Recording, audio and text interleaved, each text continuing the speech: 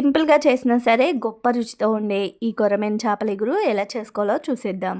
దానికోసం చేపల మ్యారినేషన్ కోసం పసుపు, ఉప్పు, కారం వేసి బాగా కలిపేసుకొని ఒక గంట పాటు పక్కన పెట్టేసుకోవాలి.